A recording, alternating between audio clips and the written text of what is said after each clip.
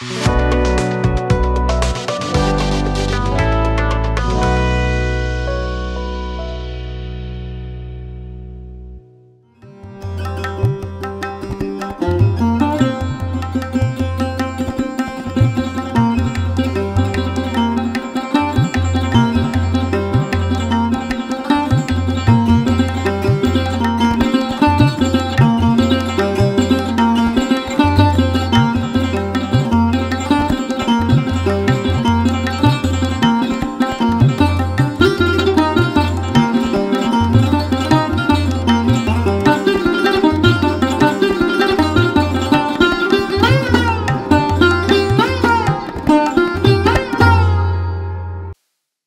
जीशु ख्रीष्ट अति बहुमूल्य नाम संपर्क इंडिया द्वारा प्रस्तुत कार्यक्रम नुआ सकाल आशार आज अध्याय मुझे स्वागत जनाए। प्रभु आपण प्रत्येक को बाहुल्य रूपे आशीर्वाद करंतु। आज जो प्रसंग में प्रभु वाक्य आलोचना करवा आलोच्य प्रसंग होछि भग्न आत्मा। भग्न आत्मा प्रिय भाई भौणी माने अनेक ए प्रकार कठोर अटंती ए प्रकार पत्थर पलटि जाइछन्ति से भांगी पारती ना हाथोड़ी भी काम करे ना आ से भावती कहती मुझे एका मुझे ही थी। तो आज आम टे चिंता कर देखा भग्न आत्मा गीत संहिता 51 अध्याय तार 16 और 17 पद कारण तुम्हें बलिदान संतुष्ट नुह हेले मुझे दियंती होम बलि तुमर किसी संतोष नहीं। भग्न आत्मा परमेश्वर को ग्राह्य बोली हे परमेश्वर तुम्हें भग्न और चूर्णमना अंतकरण तुच्छ कर से कौन कहते तुम्हें बलिदान संतुष्ट नुह। लोके भावुंट प्रभु मो पर कहीं खुशी मु बहुत दान दूची मु नियमित दशमांश दूची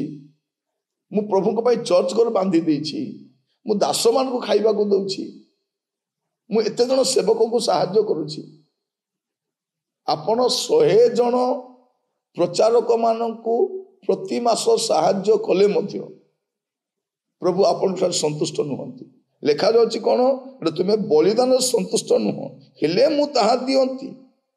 होम बलि तुमर किछि संतोष नहीं। आपण दान दक्षिणा दे प्रभु को खुशी करि परिबे ना आमे कोन देई परिबा प्रभु जहा देइछन्ति ता तो देबाटा ना आमे कोठु आनी कि दउछु। किंतु परमेश्वर को कौन पसंद भग्न आत्मा परमेश्वर को ग्राह्य बोली हे परमेश्वर तुम्हें भग्न और चूर्ण अंतकरण तुच्छ कर तेणु आपण आमु ए दान देवा परिवर्ते दान तो देवा द्वितीय विषय सेटा देखिए प्रभु को खुशी करहबन। कौन परमेश्वर चाहती गोटे भग्न चूर्ण व्यक्ति को गोटे भग्न चूर्ण अंतकरण को पचार चाहे आपण गत थर केबे चर्च रे बसी कांदी थिले निज पाए आपण गत थर केबे बाइबल पढ़िबा समय आखिरु लुह बाहरी छे आपण लास्ट टाइम केबे सभा समिति रे वाक्य सुनिबा समय आपण भग्न हिचंती। प्रिय भाई भौणी माने मने अछि आपण आज ये दिन मानक आम जीवन में यह देखा जाए ना परमेश्वर चाहती गोटे भग्न आत्मा जहाँ परमेश्वर को ग्राह्य बोली अटे। आपण मस्त खोलतु मुझे मान बाइबल अनेक पद पर्व कहवाई चाहे आपण मान जब भी नुआ सकाल आशार आसी मुझे भी आपण को कहानी कही ना बाइबल बाहर कथा कही ना अतिरंजित कथा कही ना आपण मान को भ्रमित करने कथा आम कहूना। नुआ सकाल आशा कौन प्रतिदिन आपण को वाक्य आधारित शिक्षा देवा और नुआ आशा संचारित करवा। जेसाई भविष्य वक्ता पुस्तक तार 57 अध्याय तार 15 पद कारण से जे अनंत निवासी जहाँकर नाम धर्ममय से उच्च और उन्नत पुरुष यही कथा कहती आम ऊर्ध्वरे और पवित्र स्थान में बास करूँ मध्य नम्र लोक मानकर आत्मा को सजीव और चूर्णमना लोक मानकर अंतकरण को सजीव करने आम चूर्ण और नम्रमना लोकर संगरे ही बास करू माने अंडरलाइन करके रखंतु एटा परमेश्वर कहा सहित था प्रिय माने आमे लोक मान को एकाठी करी गोटे भिड़ भितर रही भावी माने जे प्रभु मो सहित अछंती आपणक सहित लक्षे लोक थिले मध्य प्रभु नथिबे आपण तो केही नथिले भी प्रभु थिबे कथारे अछि lion hunts alone and men of God works alone सिंह एकाकी शिकार करे आ प्रभु को दास माने एकाकी चलती एकुटिया चलती अपने बाइबल रे जते प्रभु को दास मान को देखिबे से माने एकला रहिबा लोक माने एकला रहिबा लोक माने देखो तो बाइबल सारा जो मन को प्रभु आश्चर्य भाव में व्यवहार करछंती से माने प्रभु को सहित समय क्षेपण करबा लोक माने तेणु ए भिड़ भीतर रही कि भावंतु नै जे प्रभु मो सहित अछंती दाऊद राजा ही सिंहासन माने साउल राजा ही सिंहासन बसचंती जो सदा प्रभु आत्मा दाऊद को सहित अछंती मोर प्रिय भाई बहन माने प्रांतर रे एलियो एकुटिया थिले प्रभु तांको सहित अछंती बाप्तिजक जहन एकुटिया थिले प्रभु तांको संग रे अछंती बाइबल सारा आपण देखि पारि एटी कोन लिखा जाउछि कारण जे अनंत काल निवासी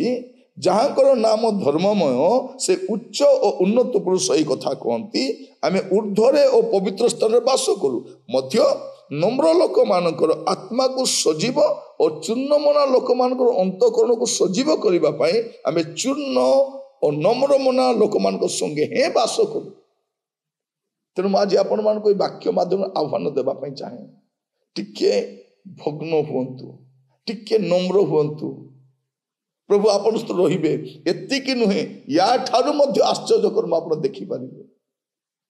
आपण लोक मान को पछरे पागल हुंतु रे प्रभु को पछरे जानतु लोक मान आज अछंती काली के नथिबे आज लोक मान आपण को उठाउछंती काली आपण को कचाडी देबे से लोक मान को भरोसा रहंतु नै आपण मस्त देखंतु जिसाई भविष्य वक्ता को पुस्तक ही देखिबा यारो 66 अध्याय तार 2 पद कारण आंबर हस्त ये सब निर्माण करी तो सकाशु ये सब उत्पन्न है या सदा प्रभु कहती मात्र यही लोक प्रति अर्थात जो लोक दुखी और चूर्ण मना जे आंबर वाक्य कंपमान हुए ताहा प्रति आंबे दृष्टिपात करिबा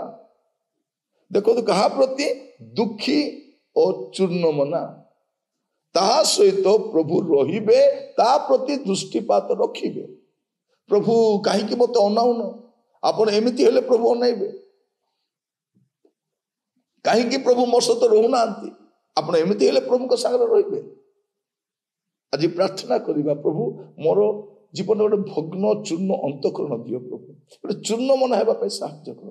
प्रिय माने फास्टिंग रे एते दिन लेखा बसुछु आमे सत कथा आमे निजे भग्न हो फास्टिंग उठी आमे अन्य मान को भांगी पकाउछु केमिति का जीवन एटा आज प्रार्थना करिबा प्रभु मते गोटे भग्न चूर्ण अंतकरण दियो मते साहाय्य कर प्रार्थना करिबा अनुग्रहकारी पिता परमेश्वर में आपन को कतिक आसुछु वाक्य द्वारा आपण मान को सहित कथा हिचंती आमान को जीवन सजाड़ीबा पे आपण कहउछंती आपण आमान को दया करंतु प्रेमिक पिता परमेश्वर आपण मान को सहित रही कढ़ी आदर महिमा गौरव जुगे जुगे आपण को प्रार्थना शुणी धन्यवाद दी प्रार्थना मोर प्राणर प्रिय यीशु नाम रे मांगिली आमेन प्रभु आपण मान को प्रत्येक को बाहुली आशीर्वाद करंतु नमस्कार।